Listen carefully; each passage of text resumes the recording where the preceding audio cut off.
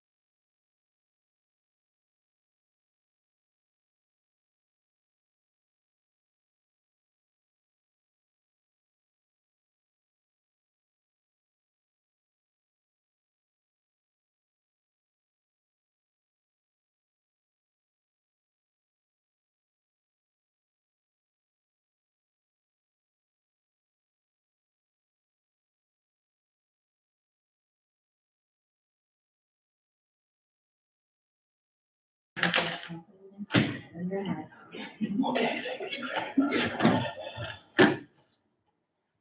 Hey, Robert. All set with those? I'm all set. Ready when you are, sir. Yeah.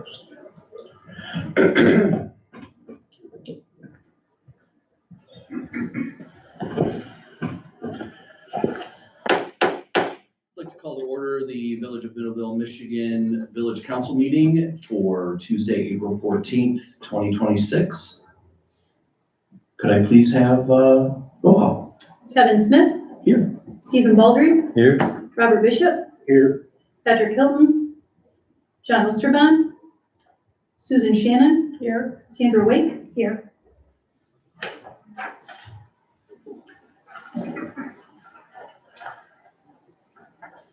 All right, we're gonna need a motion to excuse Mr. Hilton and Mr. Osterbaum this evening. I'll make a motion to excuse Mr. Hilton and Mr. Osterbaum. Support. We have a motion with support. All those in favor? Aye. All those opposed? Motion carries.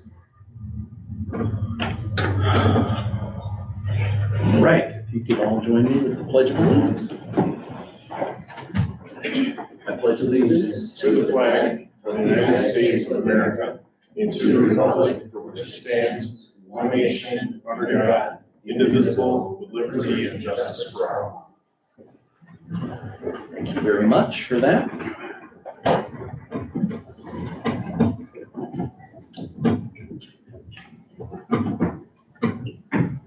I would like to make one amendment to our agenda this evening.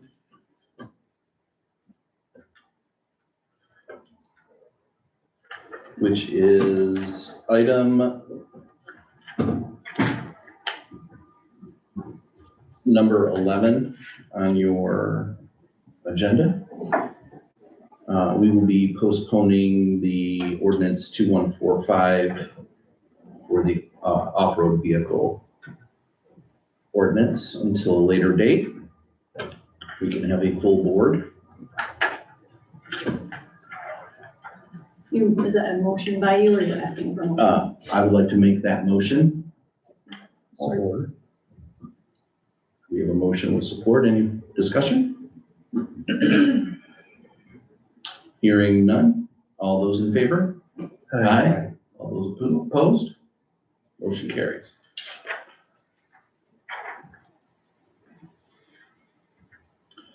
Moving on to the consent agenda.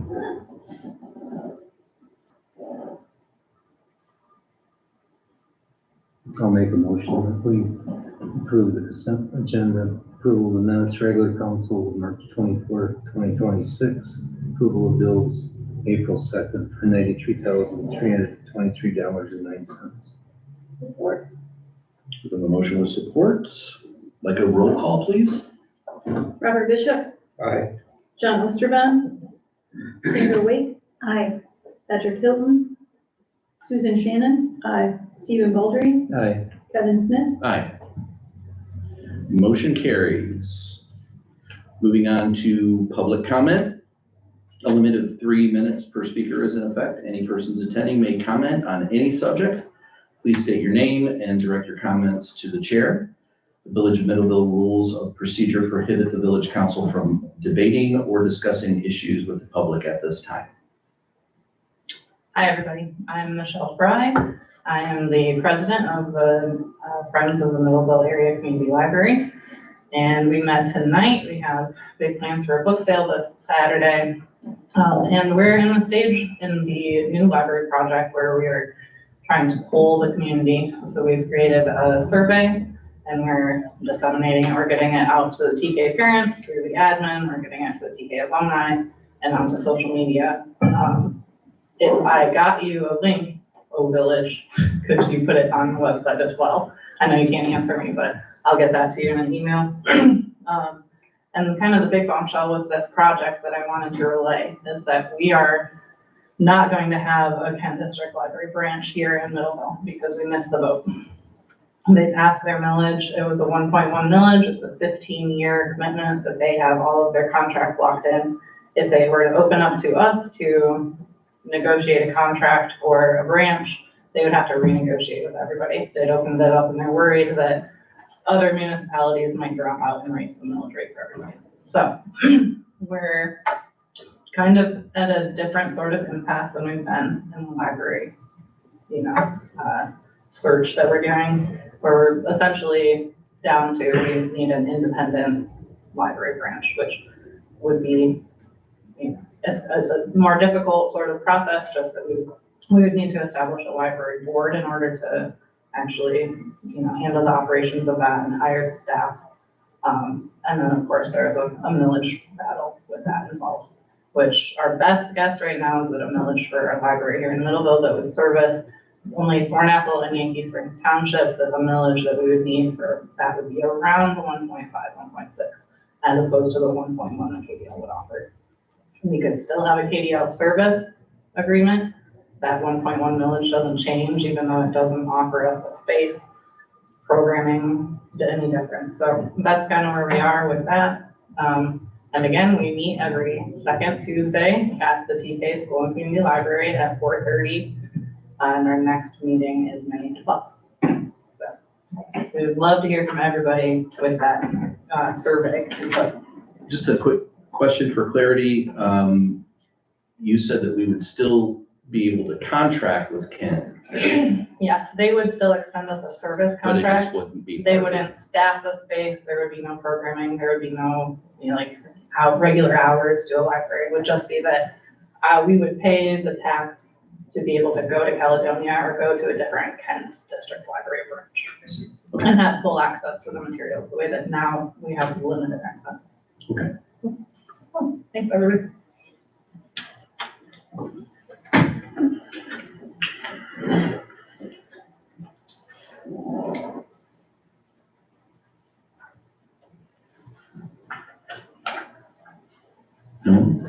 Moving on.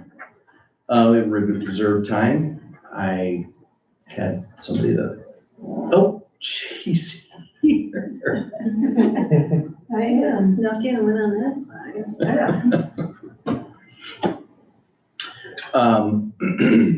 So, first on the agenda for our reserve time is to recognize Ms. Mackenzie Peters, who was a former member of the Village Council. She joined shortly after I did, actually, and has served this community in amazing ways.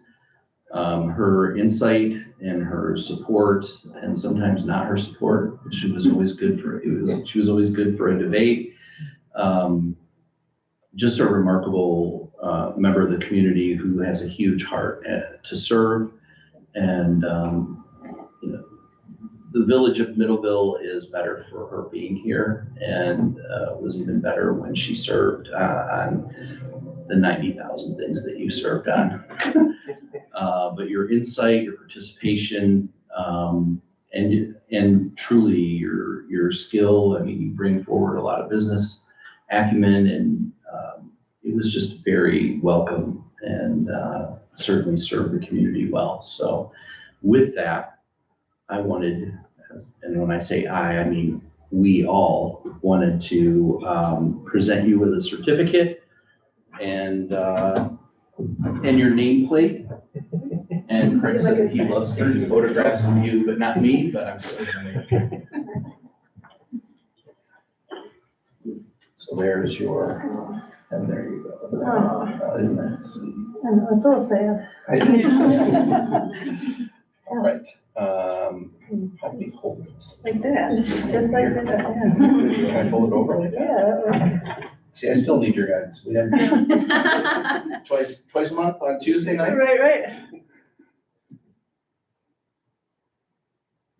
Right. All right, super. Thank you. Thank you very much.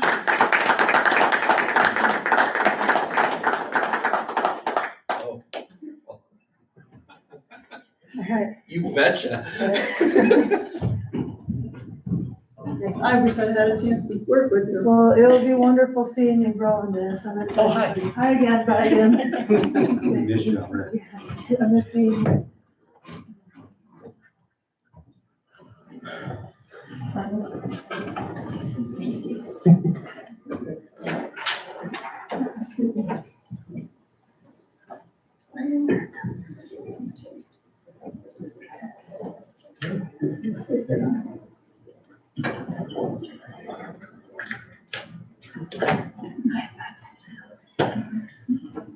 Thanks, Mac. Yeah, thank you. See ya. All right, moving on. So,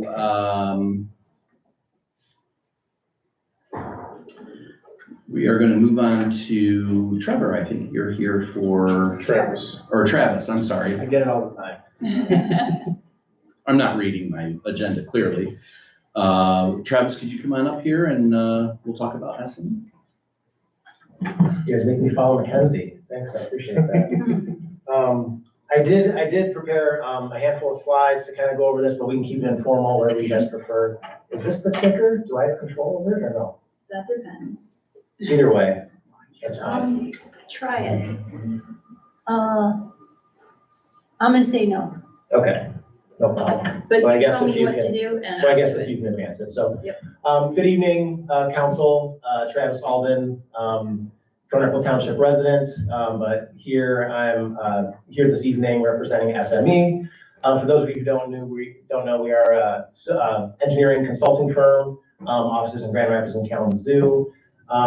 We do a lot in the redevelopment space, really sort of throughout West Michigan. Company with 60 plus years of history.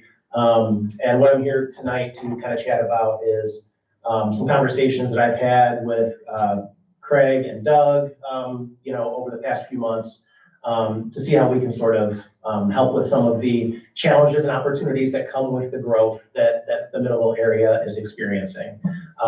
We also serve as Berry County's brownfield consultant. So I was able to be a part and listen to the conversation with Alan Homes a couple months ago and that sort of thing. So definitely aware of the conversations that are going on at the village. So like I said, when there is growth happening in the community, there's a lot of fun stuff that comes with that, but a lot of challenging stuff that comes with that too. And sort of a mantra that I've kind of taken throughout my 20 plus years in community and economic development is great communities don't happen by accident. It takes intentionality, it takes planning, and it takes everybody sort of to align around a vision and put those pieces in place. And that's hopefully what we can help bring to the conversation.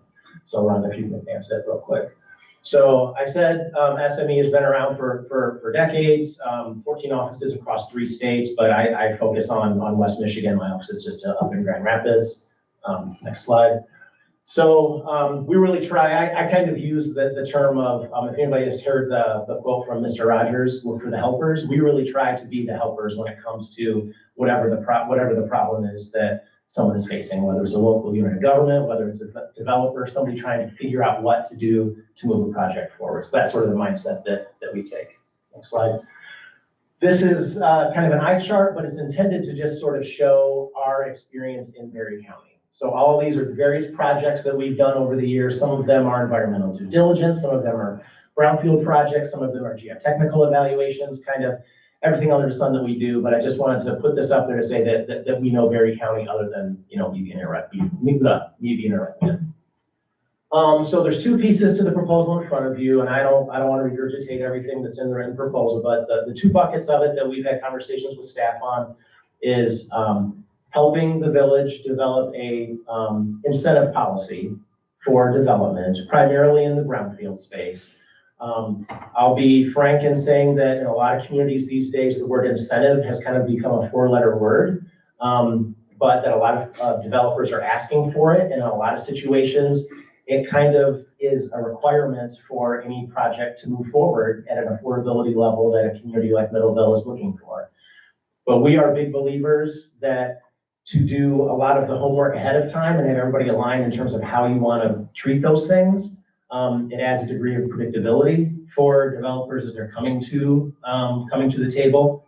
But more than anything else, it adds transparency so local residents kind of know what the requirements are, kind of know the hoops to jump through, and it is basically telling the community, or it's basically the community telling the folks who are looking to come to the community, this is how we want to play ball, and you kind of need to fit into that bucket, if that makes sense. there's a lot of, like I said, and I don't need to go through everything, there's a lot of reasons that we feel like it's a good reason to go through this. Obviously conversations we've had with staff, doing the homework ahead of time, you're not reacting, you're being proactive, and you're sort of laying that out to folks who might want to develop in the village.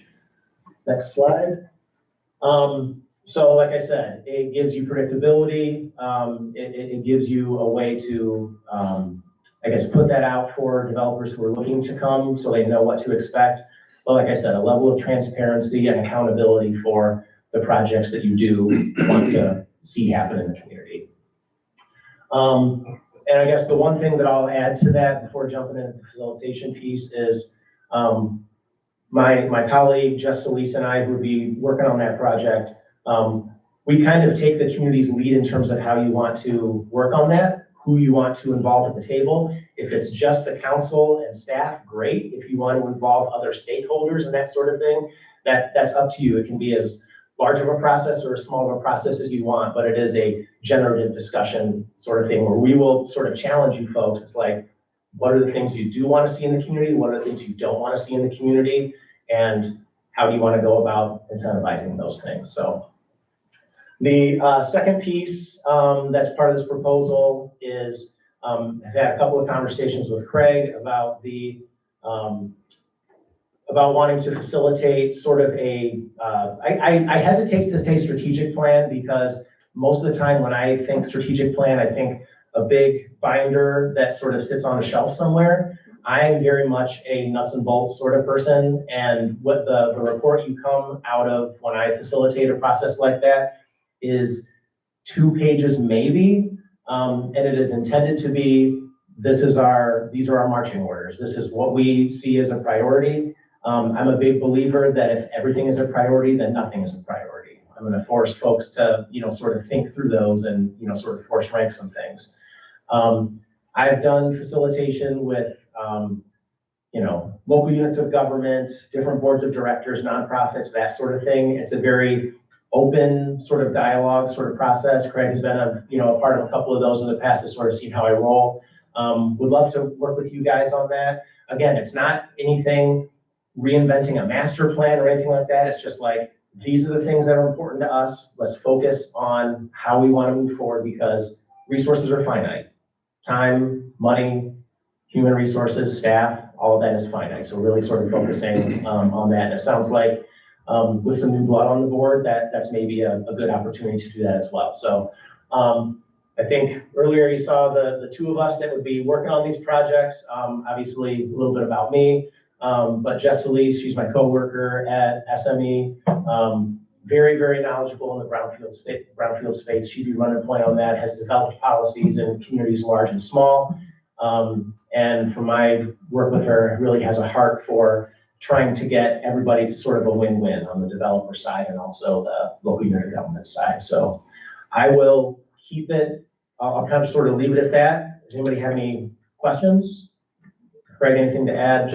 I'd love to work with you guys on this. Yeah. For new people on our board and for some audience members, can you do just a quick definition of brownfield?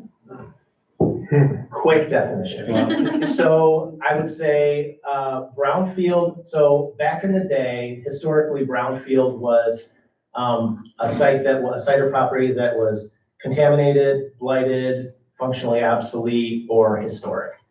But then in 2023, I believe it was, the state of Michigan changed Brownfield Act 381 to basically include housing projects, which is where you're seeing, some of the development interest that has come to Middleville recently, utilizing that new piece to Brownfield to allow tax increment financing, to allow sort of their pro forma to pencil out. So I don't know if that's helpful. It's basically a way to qualify a project to potentially receive a partial rebate back of some of their property taxes that they're paying both to the local level and to the state level. They're using the law that was originally built for brownfield sites or for sites that needed, some rehabilitation for housing now. So they rewrote the law to include. Housing is a qualifier for a site becoming a brownfield site. We just wish that they would just call it something different than brownfield, so, yeah, but that's the law that it's under. Yeah. And just for clarity for myself, when you come in and help us develop this policy, helps us put guardrails with regard to like what our appetite is for these types of projects, but more importantly, I think about the opportunity to proactively communicate with like the township and certainly with the county and vice versa, right? And like just have a roadmap on, hey, what should we be doing to get ahead of a lot of the touch points, because there's votes and there's discussions, and sometimes it's pretty complicated. And sometimes when people are applying for TIFs, they're barely qualifying for them, just because I think that there's a loophole there that they can just say X, Y, and Z as part of the project, and then they can apply. And then obviously it's up to us to determine whether or not we have the appetite for that. Yeah. But we can proactively market or, the sites that we have available, we'd like to be developed also. And create the qualifiers Yes, for it, for sure. Yeah, Market that's- those to developers. What sites do we have available? How much property do we have to be developed? Not 100, No. but more than 0. I think it's like it's like half a dozen So maybe. we've got the site over here that at one time was going to be redeveloped. We've got the Bliss site. Yep. We've got the old fire barn right now, which is kind of in limbo. We still have 36 State Street, which we have a purchase agreement on, but still, you never know what could happen there. And then there are, some other sites. In the Now, village. these really small sites that we're talking about? I mean, Meadowdine could be. Absolutely, something that- just yeah. simply that. I mean, that's more traditional brownfield. Yes, yeah. We definitely have some properties that, And sorry, I'm editorializing, but it's one of those things where, to go back to your point, Kevin, is the law states there's all these things that are eligible, but that doesn't mean that the local unit of government has to incentivize all those things that are eligible. You can pick and choose. Right. I'll use an example. So we recently helped City of Hastings develop a policy to accomplish this exact same thing. And one of the things that they wanted to specifically incentivize and provide some bonus points in terms of how projects are scored is if it was in specific geographical parts of their community that they had seen disinvestment over the years. So it's like, if you wanted to put housing in this greenfield area on the outskirts of the city, that's fine. Maybe it was, 50 points, I'm making up numbers. But if you did it on this specific corridor that was spelled out in their master plan, that sort of thing, then there was an additional bonus. So that's an example where you guys can get pretty surgical in how you want to do these things and what you want to incentivize and what you don't. And I think, and I love the scoring, right? Like what light years ahead of what we're doing right now. So, I think that's fantastic. And I guess the last thing that I'll say, that it's a common misperception that putting these sort of policies in place would scare away development. We have found it to be the exact opposite. Developers, the good developers are looking for predictability. It's like, show me the guardrails, because they don't want to come and have 18 back and forth conversations. If what you want to incentivize matches with what they want to do, then great. You're already, at the 50-yard line. You know what I mean? So our experience has been the opposite. It actually helps in terms of being proactive with the types of development that fit the vision that the community wants to see. For sure. Sorry, I went way longer than 5 minutes. Way to go. I'm just joking. Honestly, I think it's time well spent. And I think that given the fact that we do have, and I'm probably rounding down, but at least a half a dozen sites that would be of significant benefit to the village if they were developed. But I am editorializing, but to have guardrails and meet and just have level expectations is huge for everybody involved. That way we already know what the conversation is going to be before they even show up. So I think this is really You could right now playing defense, that'd be nice to have. right. How would this affect, what we're doing with the current TIF? Would we do this ahead of time and then make a decision on the TIF, or? It probably wouldn't affect your decision-making with the specific one with the Parker property, but any future Okay. ones it would. Well, and that is, sorry, I keep going on, but that's an example where, you know, maybe 6 months ago, you wouldn't necessarily think of that as being a potential development site in the village. But then, you know, something changes hands and all of a sudden somebody wants to develop. So there might be an inventory that you're looking at right now, but that doesn't mean that other opportunities don't come up down the road that weren't on the radar. Yeah. I mean, I know that you have a proposal in play with the staff. I certainly think it would be beneficial if we, But I think it would be beneficial if you acted on it. You know, certainly if you go back to when we had Marilyn Simonik in here, she did the two-part,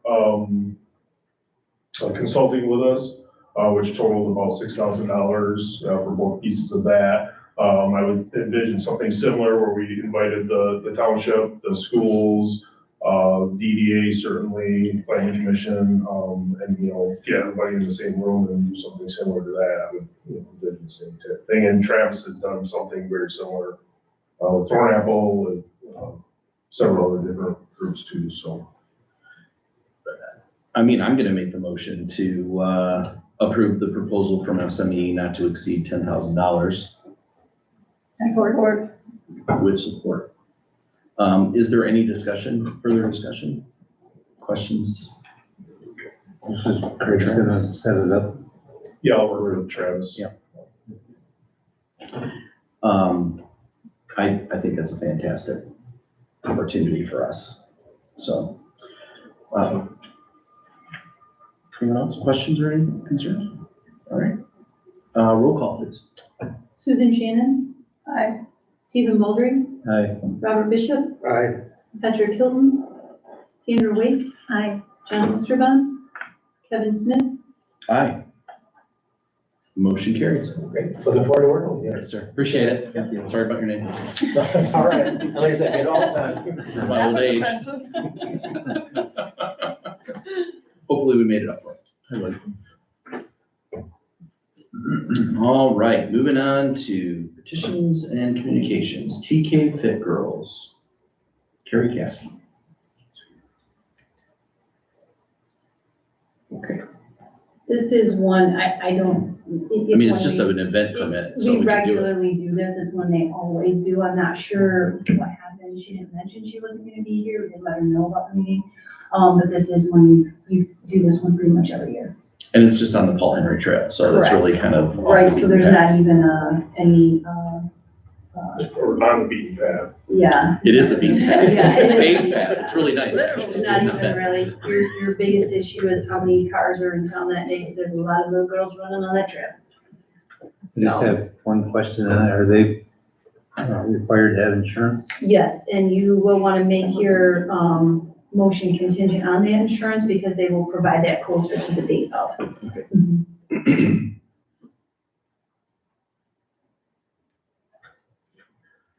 I'll make a motion to approve the event permit for TK Fit Girls on May 19th, 2026, contingent on insurance paperwork being provided prior to the event. Support. Motion with support. Any discussion? All right, all those in favor? Aye. All those opposed? Motion carries.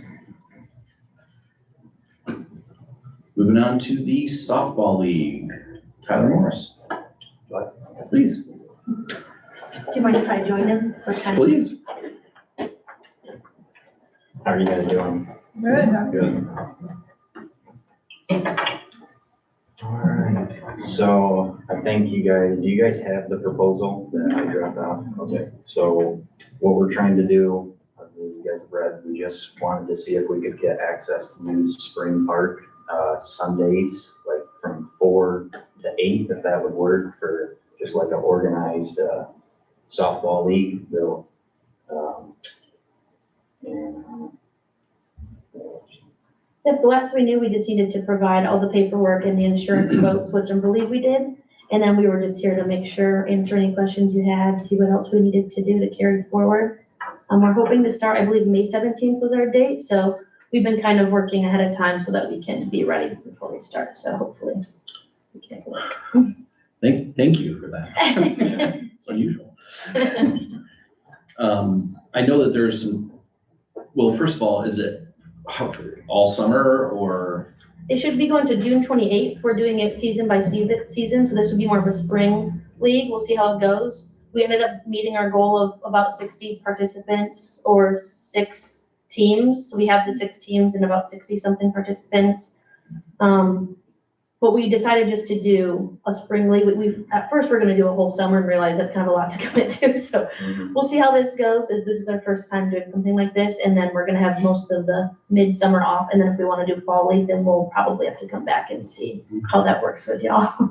And then, did we discuss, because I know that there's typically a fee. Yeah, they said that you guys weren't sure, no one's ever rented the ballpark, so. So there is an event that goes on, I think, and they maintain the ball field so that there's like chalk lines and so on and so forth. So the reality is that given that I believe that group is gonna be paying for that we will likely have to make sure that it's prepped or whatever after And available. for sure. So That's gonna be our biggest issue, actually, is their schedule, covers for the time they want. So you guys have got a little bit different date than what you had on your event permit in time. Okay. We do still need a rental from them and either proof of residency or not, because if you're not a resident, it costs more money, which we'll have to figure out what that money is, and we usually double it if you're not a resident. But the youth organization is using the facility Sundays from 1 to 8:30, Mondays from 5 to 8, Tuesdays from 5:30 to 8:15, Wednesdays from 5 to 8, Thursdays 5:30 to 8:15, Friday 3:30 to 8, and Saturday 1 to 8. They are currently scheduled for April 12th through June 27th. For the ones that do all the maintenance in exchange for using the space. So it's not open on Sunday? It is not at this point, no. It would be, after June 27th. Right now, they have it, well, yeah, they have it through, from, like I said, April 12th through June 27th. Starting June 27th, it's available to the rest of the summer. At this point, I'd have to double check their schedule, but I think so, yeah. yeah. So it would be, they're through June 27th, so we'd have to look at like June 28th, because they go through the 27th. Okay. So we'd have to look at June 28th. So we'd have to, Well, we have talked with Yankee Springs and made a reservation there, that has been accepted. So Okay. we can use that whenever, we were just trying to keep it in Millville. I mean, it's such a perfect place, I mean, right on 37, everybody knows the place, so, you know, with bathrooms and everything, it's perfect, so. yeah, we just had we had people reserve it. Just It's before the ball you field showed up. specifically, you said? Okay. Yeah. well, it's what was the organization that took over the TAPRC programming, because it's all youth, they get first priority and they do all that maintenance and exchange. So is it something we could do to, like, you know, communicate with the people who have signed up and see if they're wanting to start the 27th, and then maybe The 28th, they're going through the 27th, so you do 28th. starting the 28th, and then we're. Yeah. The other option you have is, who was it, is his name Jeremiah Bossenberger. Freeport. Have you checked in Freeport? I have not. They have, he told us they have a co-ed league there on Mondays and Tuesdays. So Sunday could potentially be available in Freeport as well. Okay. I mean, I don't think we're gonna have any other problem going, finding another field. It's Yeah. just, we wanna keep. Sure. something- Right. We wanna start something in the middle, but. If possible, it would likely end up being at the end of June. Okay. But I would solidify that sooner than later. Yeah. And then just We make have sure. we have a Facebook page, so I mean, we'll make posts and stuff, and, you know, see if that's something people wanna consider, or just going somewhere else. Okay, perfect. All right, Well, yeah, well, I really, keep us in the loop and let us know. Okay, really appreciate it. thanks, Thank you, guys. guys. Thank you. All right, moving down to the DDA Brian Powell Memorial Bike Rodeo. That is me. I Hi. said I would do that for them. Because all it is to amend the event permit to have the location under the pavilion. Right now, it's this grassy area in the back parking lot is what you've approved, but they would rather do that in the pavilion. So just need a motion to change that location. All right, I move we change the location to the pavilion Support. for the Brian Apple Memorial Bike Rodeo. we have a motion with support. Any discussion? All right. All those in favor? Aye. All those opposed? Motion carries. Moving on to Mr. Stolzenberg.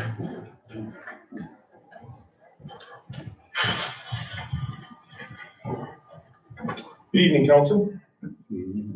Got my report in front of you. If you have any questions, let me know.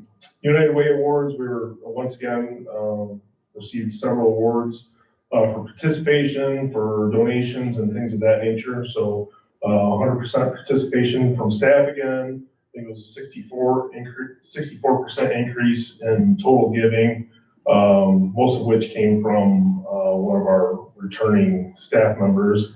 We had somebody that left for a little bit, went to work for Otto's Turkey Farm, and when he came back, he was very generous. So it helped increase our giving by a lot. So it was really cool. And those awards are in the back of your packet. If you want to take a look at those, we're gonna start displaying them in the front lobby. So other than that, we're all taking lots of trainings. I sent a training over to Mr. Smith and Baldry earlier today that I'm gonna present next meeting. Yeah, that's about it. Busy. I just think we ought to say good work to Rhonda and Heather and Kim. Absolutely. Training week. So, Yeah, I didn't mean to omit that. Thank you for It's doing okay. that. I did a memo later on, so in the packet. If I can hijack on Craig too, I just want to thank him for how he really encourages us with United Way. Really encourages us. So. Well, it's a great honor to get an award like that. Yeah, It says they a do. lot about our community and certainly about all those involved in getting that. So you and Rhonda and Doug Yep, you do a lot of great work. and Keith.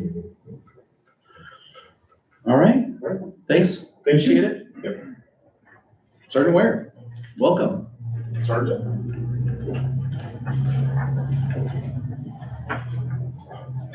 Good evening.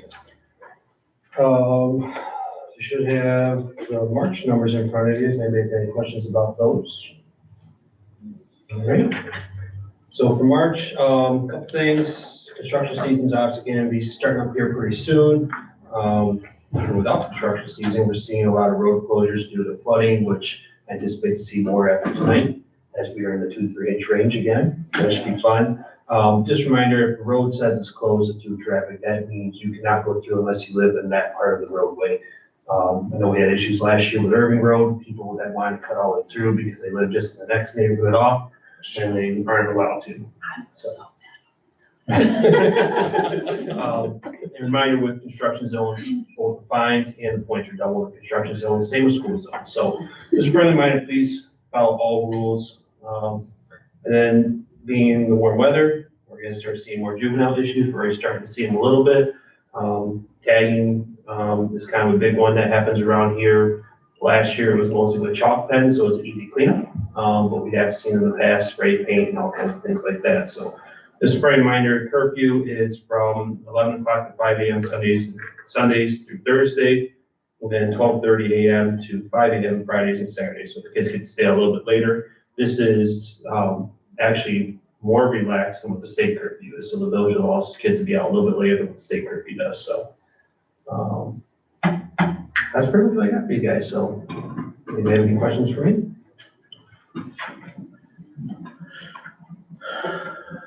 I guess just one open public comment about Seneca Ridge and their propensity for sidewalk and road dwelling mini bikes and whatnot. I mean, I was walking my dog through there and I was like, wow, this is Lord of the Flies kind of level. So I get it.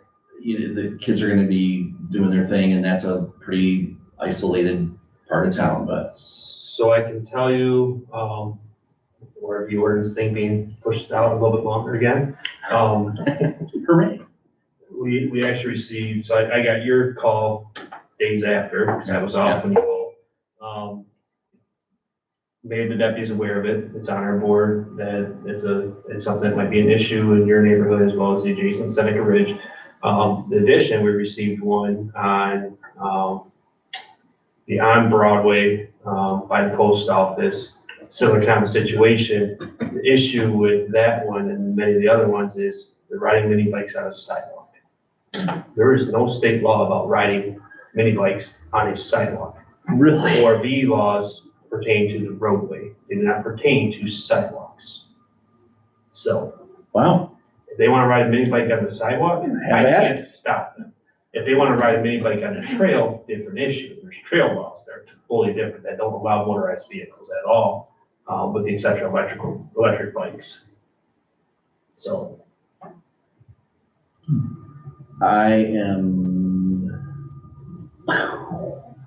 I can't believe that. Yeah. But, you know, whatever. because I looked it up after your phone call, as well as, we received a phone call from another resident regarding it on Broadway Street there. I double checked with, code enforcement person Ray there, and yeah, there's no state law about ORVs on a sidewalk.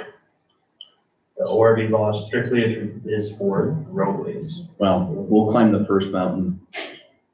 We'll follow up with the second one. It'll be a lot easier, I think, after that, but Now, that's kind of crazy. what we kind of came up with is we could probably stretch the nuisance ordinance if they're doing it in a unsafe manner, which is what was happening on Broadway Street. We just have to find them. But if they're doing it in an unsafe manner, if it's extremely loud because they don't have, muffler or something on there, sure, we can go after them from that because we have the noise ordinance, things like that. But simply using it, Didn't we have an issue saying the kids couldn't ride their bikes on sidewalks downtown? downtown, correct. Okay. But the downtown corridor is from essentially Railroad Street up to Church Street. Okay. And And it's other just- sidewalks they can ride on them. Correct, yep. And we honestly, I prefer them being on the sidewalk than the roadway. Yeah, At least with the downtown corridor, they can come through the back parking lot, they can use the alley if they want to, and avoid the main street. The issue with Main Street is obviously people coming in and out of the businesses, and also the bikes coming down the road at 25 miles an hour. Yeah, it creates issues. I appreciate that. Thanks for your insight. You're welcome. Something to think about. Any other questions? All right, thank you. Thank you. All right, liaison reports. We went to township last night.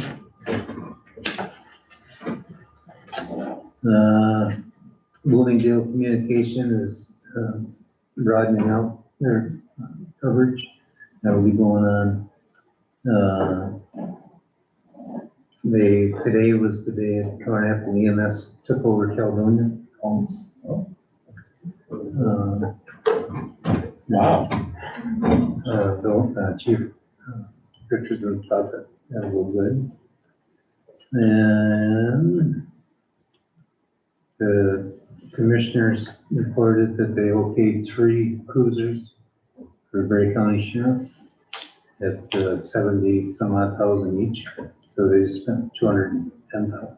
But that's a yearly rotation for them. They do, as I understand it, they do 3 a year, whereas we do 1 every 2 years, I think. Right? Or every 10. Whichever second. And that was about it for them. Planning Commission, John, brief on that one. The majority of the Planning Commission was spent talking about Kellogg Crossing and the ups and downs in the plans. The builders said that they would be willing to make sidewalks differently and all that type of stuff. And at the end of the day, we looked at their, proposal, we looked at their layout, and there wasn't any reason not to approve it.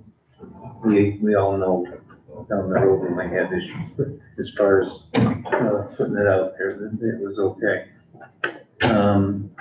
I wanted to drag my heels because of Williams and Works, report on it. And, Katie Mendez, said revised proposal, revision edits proposed above should be completed and revised plans should be submitted and reviewed by Williams and Works before these plans are accepted. And as part of the agreement to approve it, there was some conditional statements in there. Now, one of them was with their drainage and storm sewer, you can either have a retention basin or a detention basin. Detention is a dry pond that eventually goes wet to dry, whereas a retention is an artificial wetland, basically, which stays wet. And if you know anything about wetland, it's nature's sponge, you know, absorbing all water and that type of thing. And a representative from Williams and Works was truly critical of how they were proposing to do that. And then the representatives, well, yeah, but the soil samples we did up around in there, it's all sand. So we look for it to really drain off that, which would tell you they're looking at doing a detention pond instead of retention pond. But yet, it wasn't well specified in their proposal either. So that was another condition that has to be met. So they got passed, but with some conditionals that had to be met. So, Doug, I did not hear tonight, but Doug had made a pretty good pitch for it and stuff. And like I say, all this, all through the layouts, and quite frankly, for building 25 houses looked okay, you know, so it got passed that way. We did talk a little bit about obscene language ordinance for billboards and yard signs and that type of stuff. That's gonna be, my question was, is definition of obscene, what is, you know, obscene to me may not be to you, vice versa type of thing. And they take it on a case-by-case basis. There's gonna be some good legal language that goes with that. So that wasn't, so that was it. We do have another ordinance we're working on from the ordinance committee part, is with signage, business signage for, width of your building, how, what size your sign can be, and that type of thing. And we're still working on that. But the lion's share of the planning commission is Kellogg Crossing. Okay. That was it for me. If anybody's interested with Kellogg Crossing, there's 5 letters here from residents that had concerns about it. They couldn't attend the meeting. And if you want to hear what some of the residents had to say, watch the YouTube. Traffic was going to be a thing. I don't really want to say it. I'm going to say it out loud anyway, but Sergeant Ware will get a kick out of this. People living on Greenwood Street says it takes a long time to take their kids to the high school. 15 minutes, I think they said. I realize I'm from Freeport, that's where I grew up, and we do things differently over there. But if I'm on Greenwood, and here's this little patch of grass I gotta walk across to get across Bender, I don't get it, I'm sorry. Because it's a 3-minute walk. Right. I mean, unless there's, gotta carry a cello or something back. I don't know, you know, but those are some of the things that.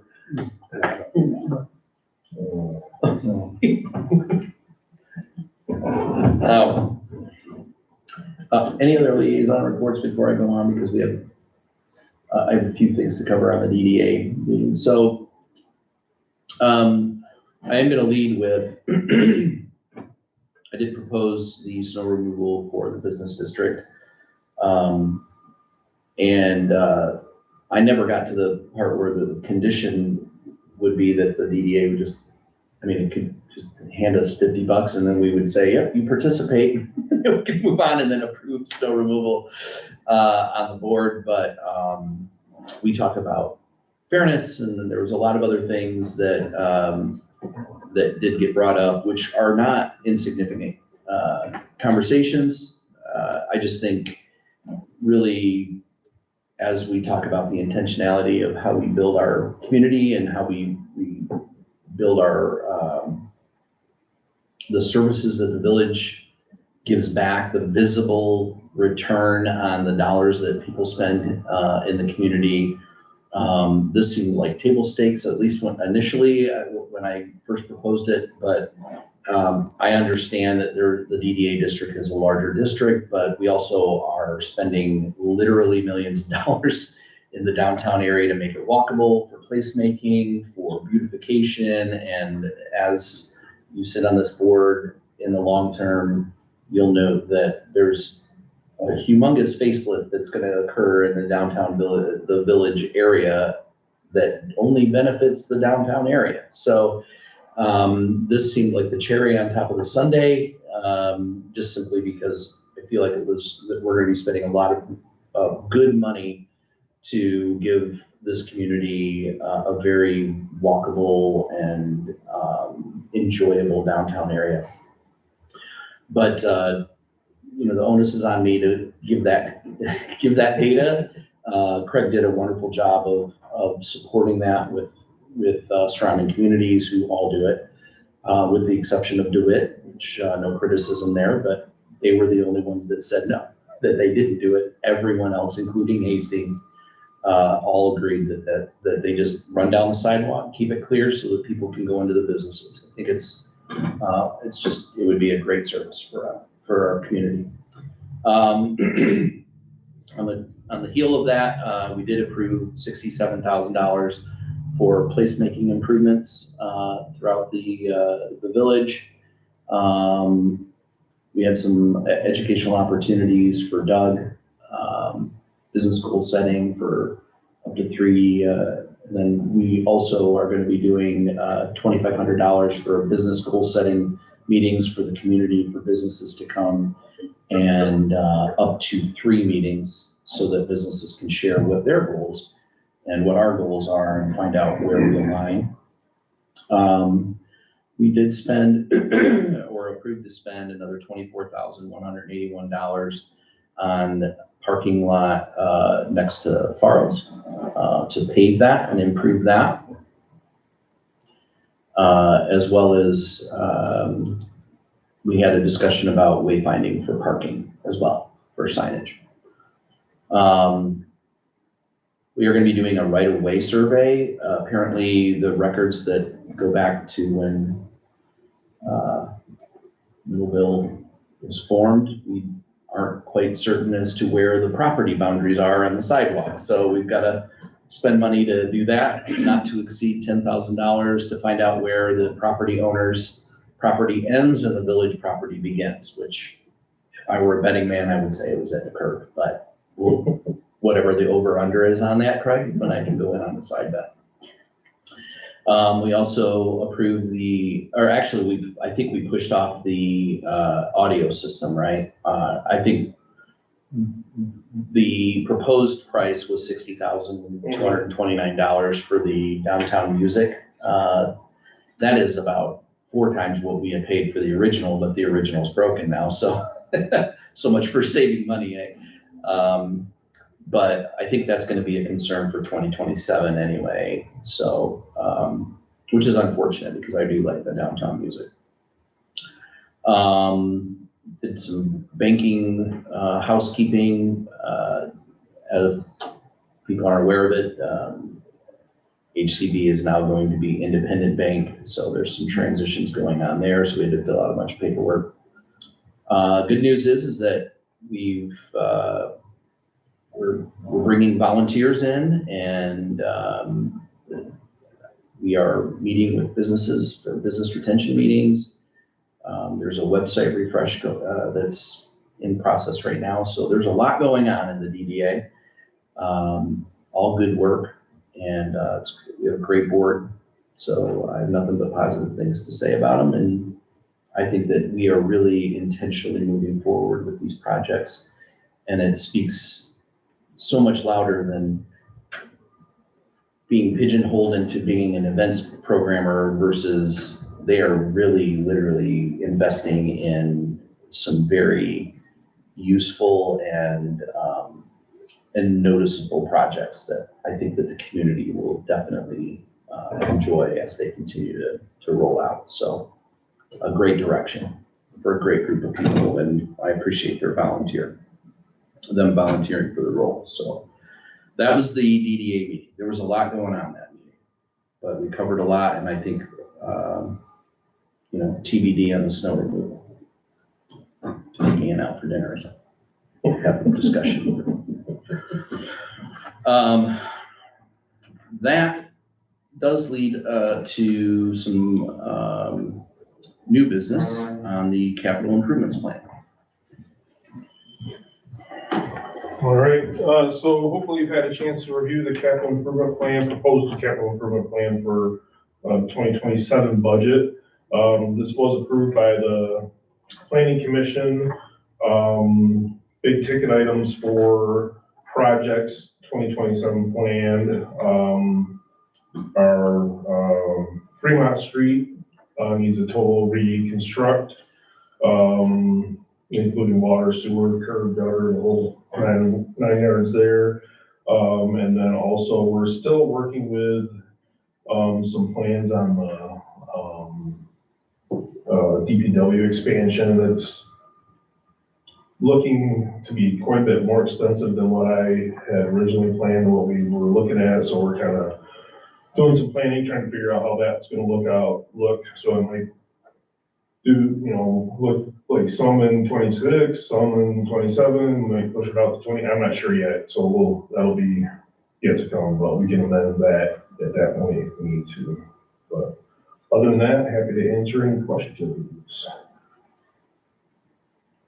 I have one. Sure. I might talk about it the other night too. We're putting $25,000 in the spring park this year. So that's, that's our budgeted amount to put in there for, gravel and things like that, or even fencing and, things like that, but we could look at others, yeah. When that became a protected prairie fen. Yeah.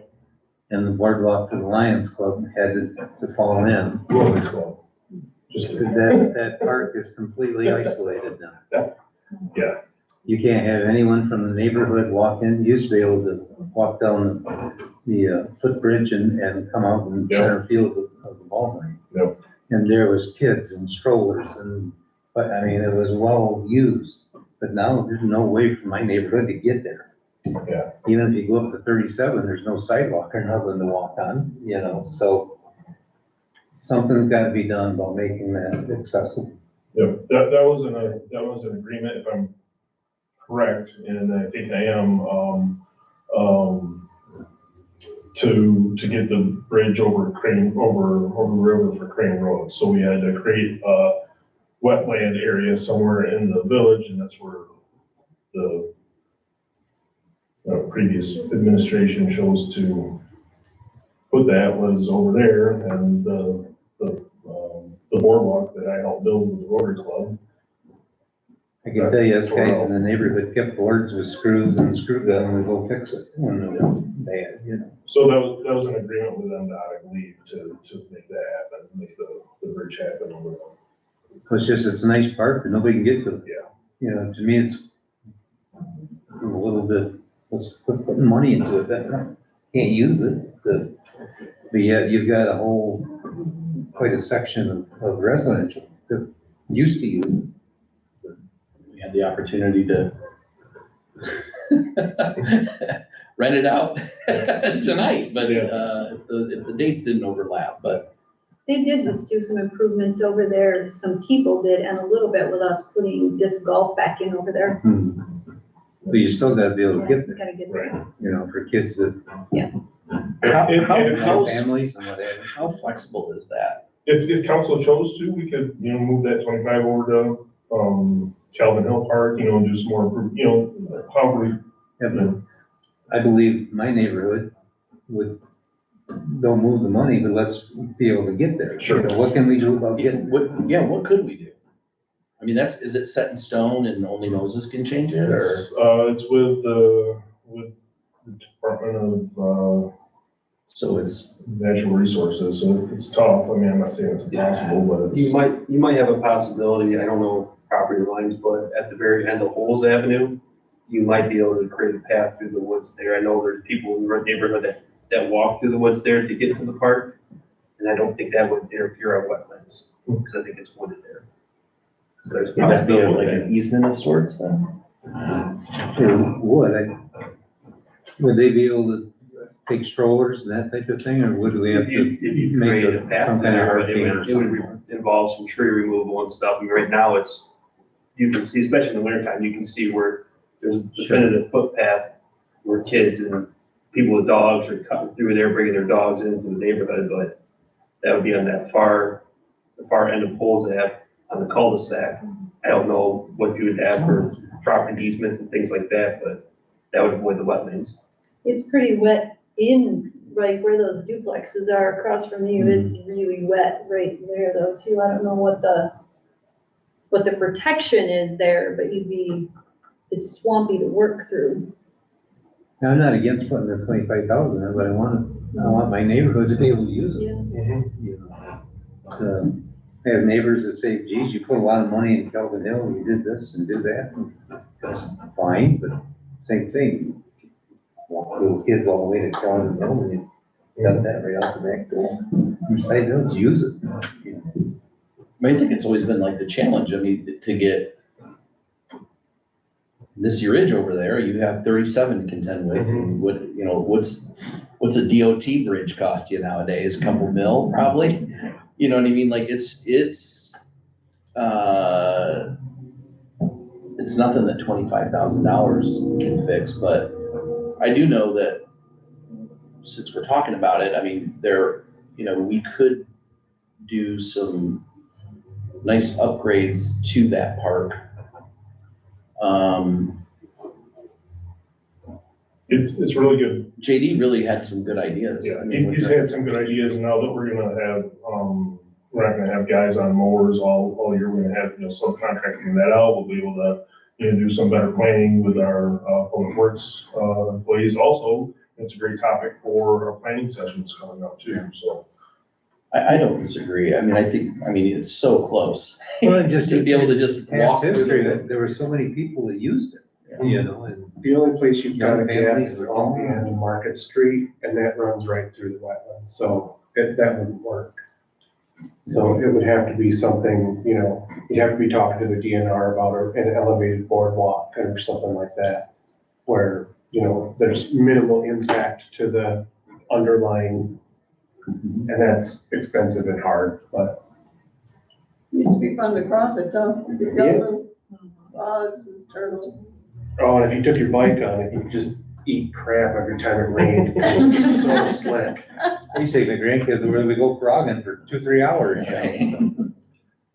Any rate, that's my input. I have a question. Mhm. So land acquisition, 50,000 a year. So we need to have land for a new well, for example, or for if there's, a building that needs to be torn down, we need to, we offer about that same 50,000 to the current owner of the old fire barn, which was rejected, but that's a whole other story, but. So it's kind of just out there for, if there's the opportunity and council sees fit for that. I had one more question, I just got to come down to it. My street's on here, I wanna know what this. What street is that? Charles Street. Oh, Probably, mill and bill, yeah. Yeah. So we've got that scheduled for Misty Ridge this year, and then, so as we rotate, Charles, has really good infrastructure still, you know, as far as water and sewer lines, so we wouldn't have to do a complete rebuild of that, potentially, you know, we Make sure grind the top couple of inches off and then put the surface on top. Oh, yeah, Yeah. pavement this time, so you're Pavement able to. instead of the chip seal. Yep. And then the chips will be on the end. You can track your house in 10 years. Well, they also chip seal, and then on Edward, almost right in front of my place, we have a leach pit. So they come through and they chip seal, and then they sweep the road into the leach pit and fill it full of concrete, and then they can't figure out why the leach pit doesn't work. So it's about that far from the top right at the moment. Oh my gosh. Do you need a motion to adopt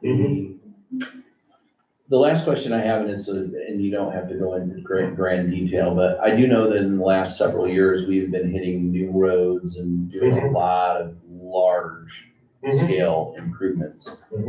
Our fund balance has been very dramatically going down. It's downward trending, let's put it that way. Do you feel like, I mean, I know that, you know, every year is different. We might have more revenue coming in, et cetera, but, we just don't have as large of reserves in the last several years as a result of the projects that we've been putting forth. Does this kind of continue that trend, or? It continues it to a certain extent, yes. You know, before I came aboard, there were some gaps in projects which created large savings. I think we're still in really good shape. We're, you know, sitting at really good fund balances and things like that. And as long as we can do one project a year, I'd like to continue doing that, to try to just keep our roads, you know. I got you. Close to. I mean, there's the balancing act, right? So, Absolutely. I mean, obviously, at some point, to continue that, we would have to start looking in other areas to redirect funds. There are a lot of different ways to fund these projects. You know, certainly when the state or feds have funds available, which right now they don't right now. You know, then we go after those. You know, there are bonding mechanisms, which we've never really done because we've always had, you know, really good fund balances and good savings in order to pay cash for these projects, which are options also. Council chose to do that. The Berry County Road Commission, I think this year, certainly they did 5 or 6 years ago, but I think they're going to bond out a ton of road projects and do them all in one summer, and then rather than, so, you know, buying it at, you know, 2026 prices rather than 2030. Right, exactly. Right. Yeah. I just bring that up because for that very reason is we've enjoyed a cash flow that allowed us to be able to fund a lot of these large projects. Again, not insinuating that we slow down, but it does make sense for us to look at other areas of where maybe we don't spend as much money and continue to build that fund balance up so that we have that flexibility rather than doing things like bonding and things that require a lot more discussion and time. So absolutely, yeah. At the same time, we will be, you know, dipping into the local fund balance, or local street fund balance. The LDFA, we don't have projects slated for LDFA this year, so that is going to grow that much more this year and continue growing until we figure that out. Yeah. All right. I would Can I like ask one more? go ahead. Sure. The existing hydrants upgrade 2 per year, it says. We had a house fire down our street, and when the fire department came, the hydrant that was right by that house did not operate. And I don't know that I've ever seen anyone check it to make sure it's cooking now. That's a good question for JD. I don't have the answer to that right now, but I can certainly try to I find that wasn't out sure if for that you. was maybe what the upgrade was all about. Then we do, Every year we flush those. So, So, you know, they operate them every year, at Really? least I've never once. seen them flush it. Oh, yeah. Because we have This several. last year they did it Especially at the night. day of night. Yeah, they don't always do it during the day. Oh, okay. try to do them at night now to we don't want to disturb the, citizens as much, for one, and Oh, they don't even notice it. okay, now it's probably taken care of. But I can find out for you. That's one on Charles and Charles and Bernard. Bernard, yeah. Okay.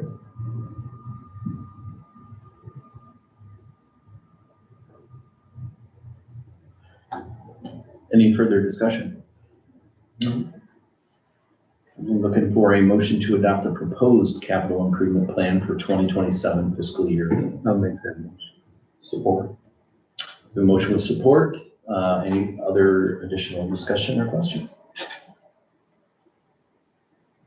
Hearing none. Roll call, please.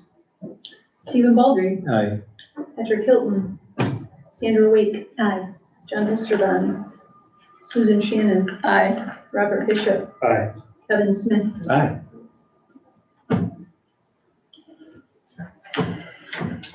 Next, street lighting, popular demand, I asked for some additional lights, near the Hardings Plaza and, Town Center, and this is a proposal from consumers to install 8 more lights. Oh, wow. That looked really good. Yeah. This is the least expensive part of the contract, the electricity to service them, you'll see bills every month from here on out, until you're not here, so. I neglected the dollar amount on your paperwork, I'm sorry. Oh, yes, what is that? The 1840. And that's not hopeful for $18, right? No, 1,840. All right. Nice try. I tried. Motion to approve the attached street light installation for M37 near Town Center Drive for $1,840. Support. Do we have a motion? We Oh, I do, thought that was me making a That was you making a motion, motion? moving it down the line. All right. Got it. Any other discussion about that? I think it's certainly has to do. Roll call, please. Sandra Wake. Aye. Robert Bishop, Aye. Susan Shannon, Aye. Stephen Baldry, Aye. John Osterbaum, Patrick Hilton, Kevin Smith. Aye. Okay, next is the before mentioned, agreement with Middleville Youth Athletics. We took over the baseball and softball programming for Cornwall Area Parks and Recreation Commission. The agreement that you have in your packet is similar to the one we had with TAPRC, except for it's combined for both the Crane Road property and Spring Park. And we've collected all of the, I think we got the updated insurance too, right? Yes, With yes. the, with us, We, being, in that email that was, yep, yeah, okay, today, that's what I yes. thought. Yep. So, And I, just as a matter of clarification, does say Middleville, Missouri. So I'll have him, I have to let him know that. The zip code is right, it's just clearly a typo, yeah. so, yeah. But other than that, it should be good. Other than that, To make a motion to approve the attached lease agreement between the Village of Middleville and Middleville Youth Athletics for the use of Spring Park and Crane Fields in exchange for routine maintenance of the fields. Support. Your motion with support. Any further discussion? I do. I wasn't gonna say nothing, but I am. As someone who was in on the dump a long, long time ago,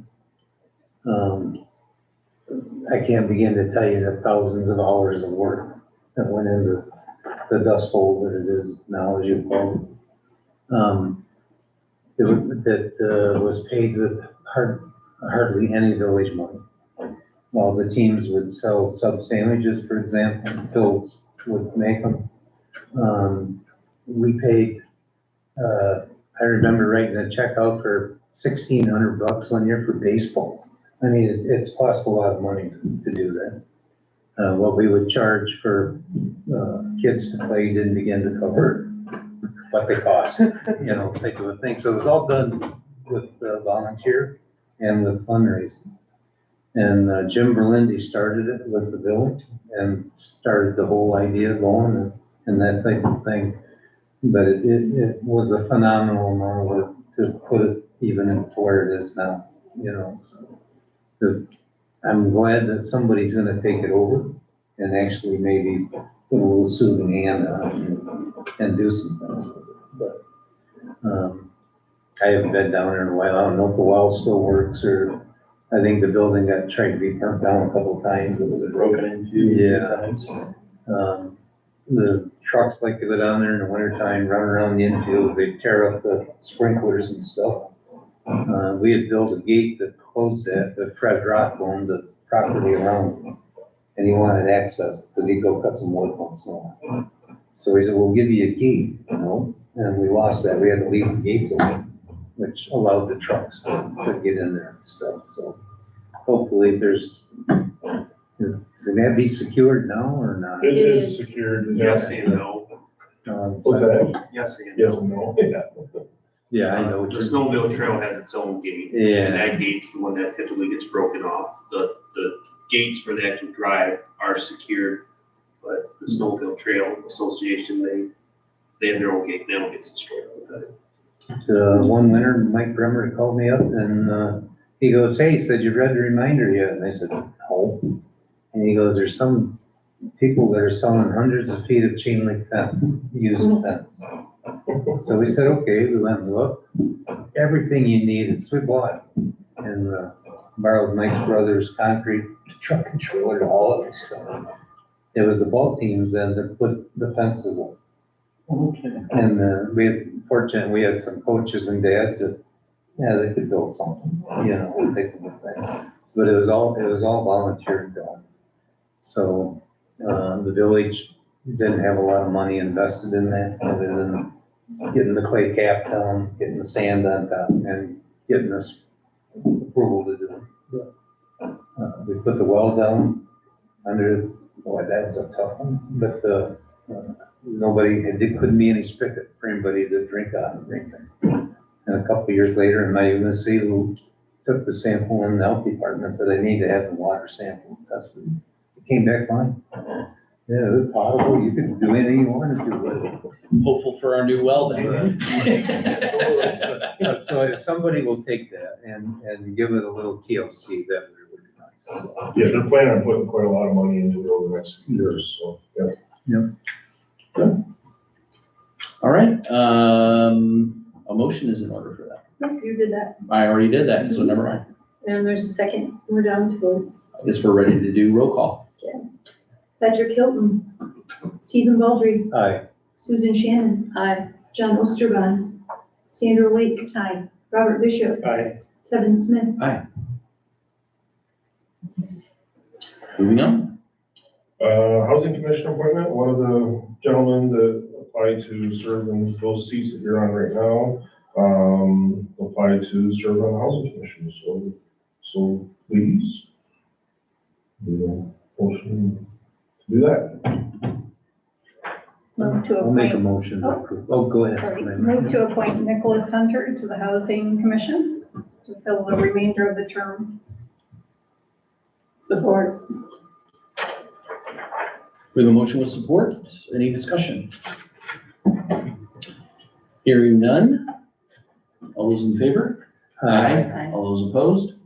Motion carries. Which leads me to my next point. We have all of these wonderful committees, and we still have a few openings that I'd like to fill either tonight, or if we want to I would prefer to fill them tonight, but if you want to think about it or whatever, to check your calendar. But we have a few very interesting opportunities. One is with I did the TRC, though I think we have a opening for the police contract committee. Actually, we have two. And then we have two for the library committee. I'll volunteer. All right. Which one would you like to do, the police contract or the library? I'll do the police contract. When do those meet? As needed, usually every couple of years we'll meet, for maybe 3 or 4 months. Oh, Okay, in a couple of years, yeah, we can do that. You're really, okay. For the library, I'd be interested. Okay.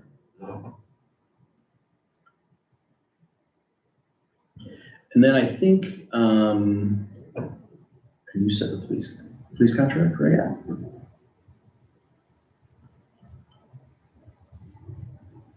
I mean, I think we only, the police contract only Pretty had good for- 3, before, so I don't know why we would want to have, I mean, I don't think 4 is No, necessary. it's not. So, having Sue on there is just gonna make it for 3, so I'm. You might have only had 3 anyway, because, yeah, I'm not sure. I know there's 2 crossed out there, but there might have only. The last time we met, to review that, we had, it was you, Trainer, and, Kenzie. Kenzie, Yeah. yeah, that was it. I think so too. Good things came out of that, though. They did. All right, so I think we're just gonna, so thanks. I'm gonna deal with that, and then Sandy, you wanted to go on the library, right? Yep. So that makes the 3 of us are on it. All right, and then, Housing Commission, we actually just filled it. No, And well, what that was positions? your- he's your liaison. Right, no, he's the Yeah. liaison, but we just added another person to it, so But I think this is just for council members. Yeah, this is, I'm just Yeah, saying, yes, we we did. just filled a Yes. role there for them, so that looks promising. there's Yes. still 1 open there. Okay. As of Still April one. 30th, there's 1 more open, but yeah, Okay, we're getting there. okay, so really it just looks like 2. We had 2 spots, 1 for the police contract, 1 for the library, and the rest is all, looks like the rest is okay, so we can just update our list with that. For that, so I'd like to make a motion to appoint, Ms. Shannon to the police contract committee.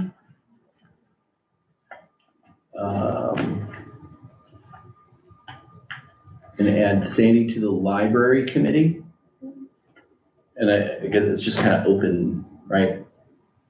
Dates, I don't need to have any dates, right? It'd just be the council appointees to those. All right. All right, do I have a second? Second. All right, any discussion about those 2 appointments?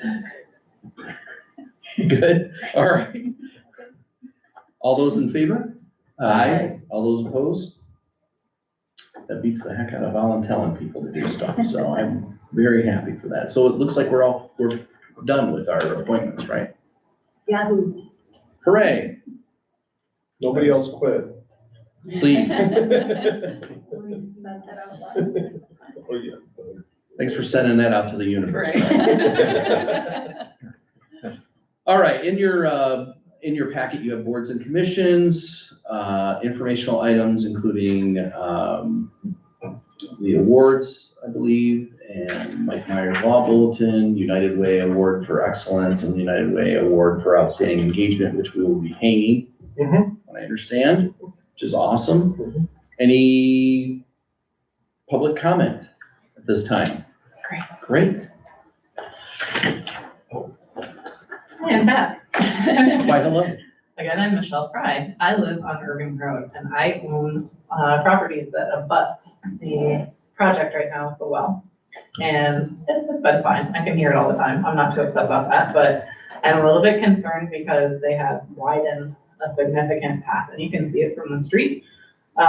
There's already a lot of discourse online, especially when it comes to like snow sledding season about the ski hill and who owns it and who can go there and how everybody goes there and anybody can go there because everybody goes there all the time and always has. But it is private property, and the property that it joins in is my property, my private property. So I'm a little bit concerned that with that big visible space open up that nice inviting hill that everybody already likes to go up, that maybe it would be a good time to put some signs up or make it known to the public that that is not actually public space. And wouldn't that be in the, I mean, I'm not gonna be Captain Obvious here, but if it's privately held land and they don't want people on it, wouldn't it make really great sense to throw their own sign up? Sure, yeah, definitely. Except for the owners. Except for the owner is somebody from out of state Yeah. and the easement is really the access point for everybody. I see. So there is, you know, a nice big gate at the bottom of the hill that stops anybody technically from driving up there, but I can see headlights right over my garage. Like the lay of the land is such that I can see when somebody drives up the ski hill and it's not infrequent. It's definitely a lot more in the snowy time, you know, snowmobiles, whatever, people will go up there. But there's hikers, there are mushroom hunters, and people end up on my property and I talk with them and they're like, oh, well, we come here all the time. So now you know. Yeah. They go there all the time.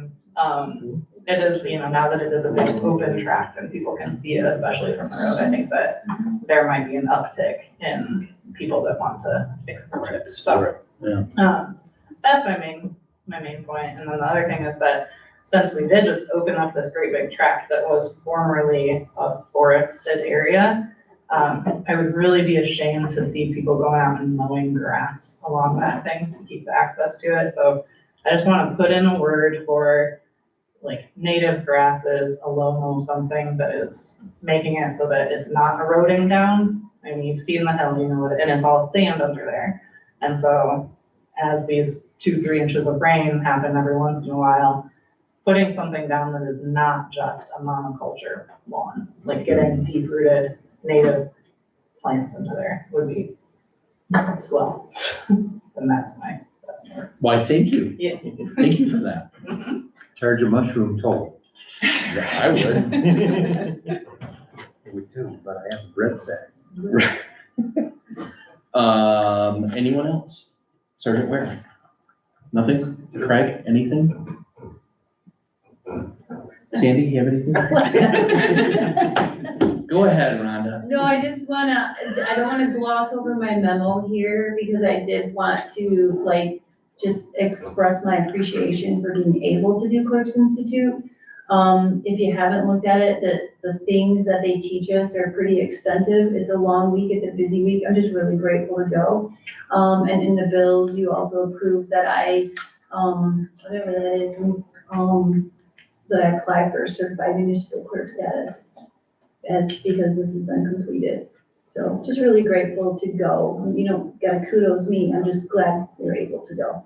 High five. So I was invited to be there at her graduation, but Hawaii. I was not there. Hawaii was a go. I How mean, dare you? I can't believe you just said that. so, I know. I mean, Lost not see. I know. People, great. yeah. My husband didn't go, Craig didn't go, and Final council comments. We'll start with you. I had the pleasure of going around with JD the other day and learning about wastewater treatment and smelling the smells. And it was, no, it was great. I mean, it was very educational. I had no idea, you know, anything about lift stations and water towers. And yeah, so I got the whole tour. Very cool. I'm sorry I missed it. I'm hoping that we can still schedule. Hey, just work with JD and he'll get you down the schedule. It's so worth it. Yeah. Oh, I'll absolutely. bet. It's so worth he it. is out of town this week. He's at a conference this week, but probably next week you'll be able to get with him and see where he's at. And, you know, and we have a couple other things we want to try to get you guys to as well as we go through things. Mr. Baldry? You're right, that is very educational. And, I'm an old gearhead, so it's kind of cool too. I would like to thank Rhonda and Heather and Kim for taking their training. If anybody knows anything about me, I'm a great advocate for training. And, that does nothing but benefit the village middle when they do. So I think it's money well spent, and I appreciate the time you put into it. I'm gonna bring up one thing, may or may not leave a bad taste in everybody's mouth, but I'm gonna bring it up anyway. And that's the absenteeism on our council. It's 2 nights a month. You said you'd be here, so that we can vote as a majority and that type of stuff. Last summer, we had the lawyer sit right there, and we didn't have enough people for the lawyer to make, I don't know what we paid him that night to sit here and do nothing. There's a lot. But, it's ridiculous that 2 nights a month you can't be here. You said you would, so show up and be prepared when you show up. Okay, I'll get off that. Well stated. Mr. Bishop? Just skip me, huh? Well, we'll work on the outside. You're back. You get yours. I would like to piggyback off of the grass comment with, there's other areas in town where we could make some improvements on grass coverage. And the one I'm thinking of is, I won't say their name, but it's readily publicly available on the Fetch GIS, but, right just south of Three Brothers Pizza. If you drive by those lots, we're gonna get a bunch of ranger right now. It's already running across, there's sand running across the sidewalk and it's not planted to grass. I know we have an ordinance for that, for fighting soil erosion. It just seems like last year they round up to the whole lot, burned all foliage away on everything and just left that way. So, we're coming up on another growing season and someone should say something to them. Is it about to be developed? I thought it was gonna be an ice cream store, so the rumors that I had heard were that. They are not gonna be a nice cream. No, there are potentially some plans coming for that property and hopefully they come to fruition. Yeah, hope they do. And in the meantime, Yes, point well taken. someone needs to take a 40-pound bag of contractor mix out there and throw it down. I know a place we can. Me too.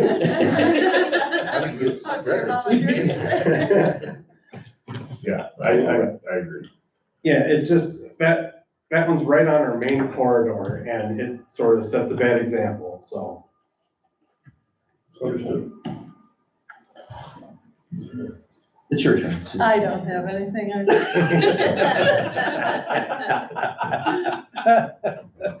gonna remember that. Nothing but attitude.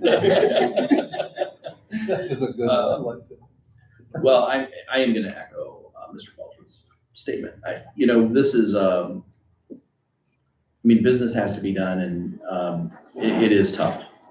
Especially since we've had a lot of attrition on the board in the last few months. So it'd be nice to get our sea legs back, but life happens, I get that. But again, this is a big deal for the community, and so I take a very solemn responsibility to make sure that I'm here and try very hard not to miss as well. So, but again, I understand life happens, but yes, when we have to kick the can down the line because we just don't have a full board, I think that doesn't speak well for us. So do the best you can. I think that's all we can really ask. And with that, thank you all volunteers. Thank you staff for everything that you do. Thank you for the board, for those of you who showed up tonight. And I believe a motion is in order. I move to dismiss.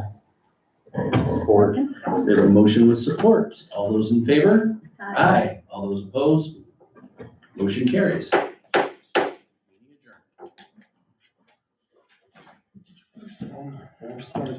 Yes,